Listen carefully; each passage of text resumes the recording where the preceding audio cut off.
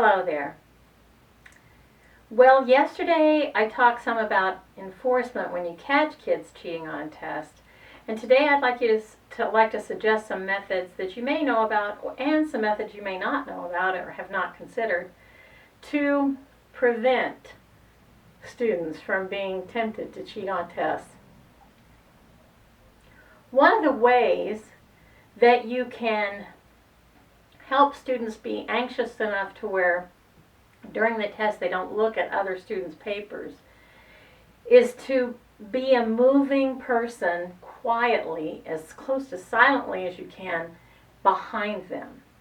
So when you hand out the test, one of the things I strongly recommend is providing an answer sheet separate from the test, because the answers alone can be graded fairly easily, and the test, you can keep the test and they can take the answer sheets. I'll get to why in a second, but I suggest handing an answer sheet out and then the test, and having kids keep the test face down until you say they may begin. This way it will give you time to get behind them, so that from the moment they start the test until they submit it, their back is to you and they don't know if you're observing them. Moving silently behind them and keeping a vigilant eye is very effective. It does influence behavior. And if a student is tempted to glance at another student's paper, you can call them out and say, "Oh, Liesel, you need to keep your eyes on your own paper." So that's one simple one, and it's one that I had heard in my methods classes. I'm not sure when, but I knew it that being behind them would be a better strategy than just standing in front of them. The second thing, of course, is something that we talked about quite a bit, and that is having A and B versions of tests, or the first version and the second version. Either that you have kids take at the same time, and that way students next to each other aren't taking the same exact version of the test, and so they're less tempted to cheat, and cheating would be of less value. It's nice to disincentivize cheating. Now, with the computer systems the way they are, you could actually set up a test bank. It's a fairly simple program. You can actually get programs that will do this. You can set up a test bank and then select from the test bank to make each test, so that you could conceivably have very similar tests for a class, but not exactly the same. And that can sometimes inhibit cheating enough to where it's not really a big problem. There also is the possibility of giving essay tests. Now, I know I've heavily suggested that essay tests are hard work because they're easy to write, but they're hard to grade because you have to spend so much time more on reading the responses and responding to them. The big thing I got from my methods class that does work is when you set up an essay test, it's nice to have in front of you when you start grading. When you start, not necessarily the whole time you grade, but when you start, have the bullet points beside you on a blank test about what you expect the students to achieve in that answer, and if they make that achievement level, and then you mark it accordingly. Essay tests are much harder to cheat on because, they're essays. and by that I don't mean just long essays. I mean short answer, short paragraph or a few sentence tests can be very valuable. And in fact, one of the things I found that was sort of an interesting surprise to me, and that did not come from a methods course, it just came from my perverse sense of humor. I used to give vocabulary tests, and some ways that you can give a vocabulary test is write sentences that have a blank and then give the choice of vocabulary words and have the students try to choose which vocabulary word fits in there. That's fun and that's fast.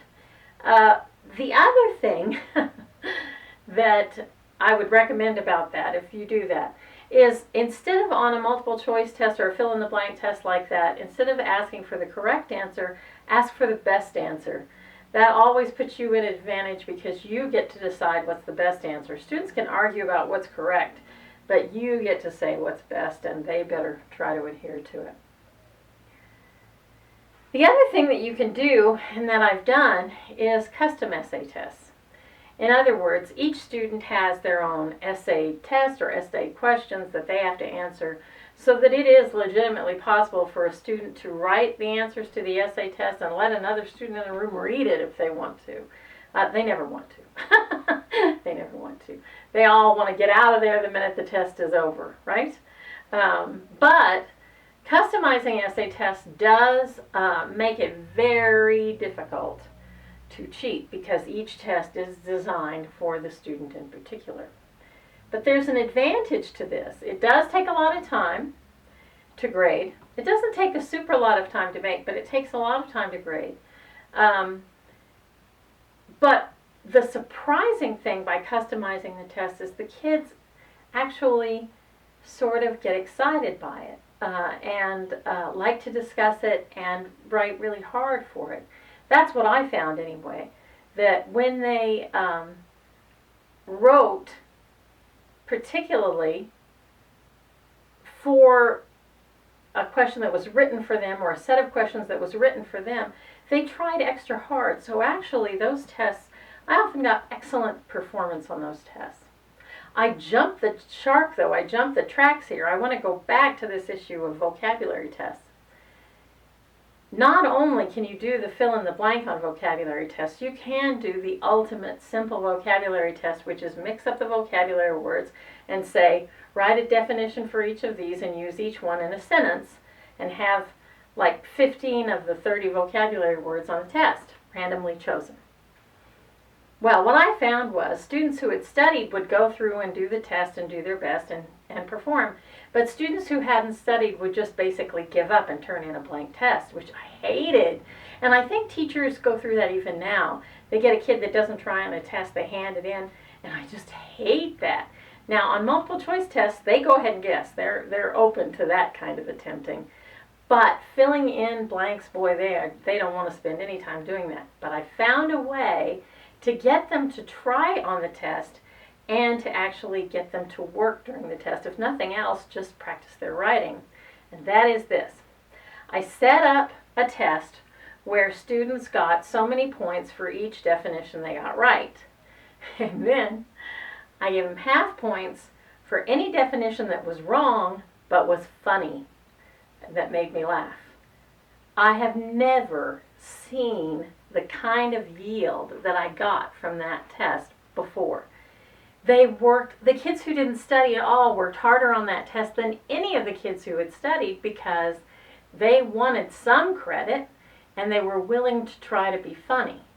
And that was surprisingly effective, because what it did is it said, you know, even if you don't know the words, trying is valuable, and it can actually at times be fun. In any case, having students try to do their best on their test on their own when the test performance comes is a great thing. And trying to minimize the temptation to cheat is a great thing as well. If you've found ways to prevent students from cheating, please feel free to leave it in the comments, although you're not required to. And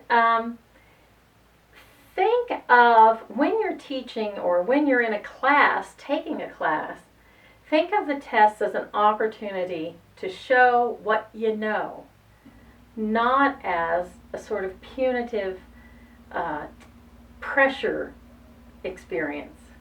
And I think if you maintain that attitude, you're more likely to do well on anything. An opportunity to show what you know. That's it for today. I hope you have a glorious rest of the day, and I hope you see me again, you gorgeous people.